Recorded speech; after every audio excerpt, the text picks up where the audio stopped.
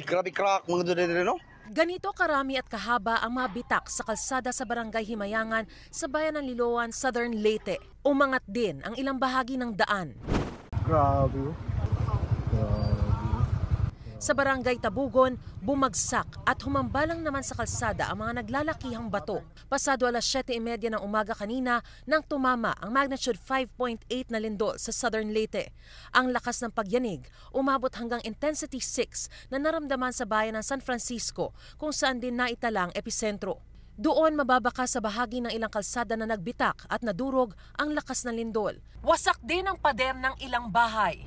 Ang pagyanig ramdam din sa iba pang bahagi ng Visayas at umabot pati sa Surigao del Norte sa Mindanao. Ayon sa Office of Civil Defense, sa ngayon ay wala namang ulat na nasaktan o nasawi mula sa lindol.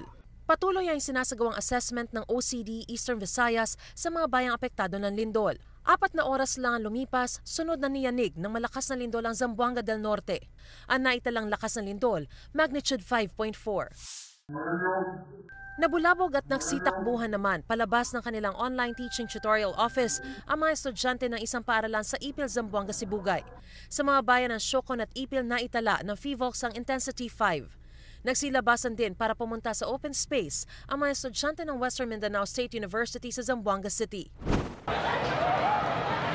Halos ganyan din ang naging sitwasyon sa Universidad de Zamboanga. Pinauwi na ang mga estudyante ng ilang paaralan sa Zamboanga City dahil sa posibleng aftershocks. Dahil halos magkapareho ang magnitude at ilang oras lang ang pagitan, ang tanong, konektado ba ang dalawang lindol na ito? Magkaiba po yung strukturang gumalaw. Yung sa Leyte po, ito po ay posibleng may kinalaman po dito yung local active fault.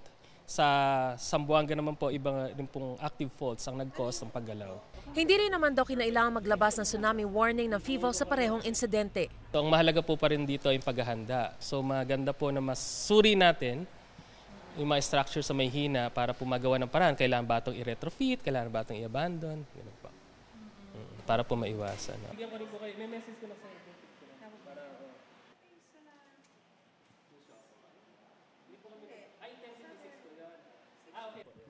Ma-values dito. Yan po yung lakas ng lindol based po sa instruments natin.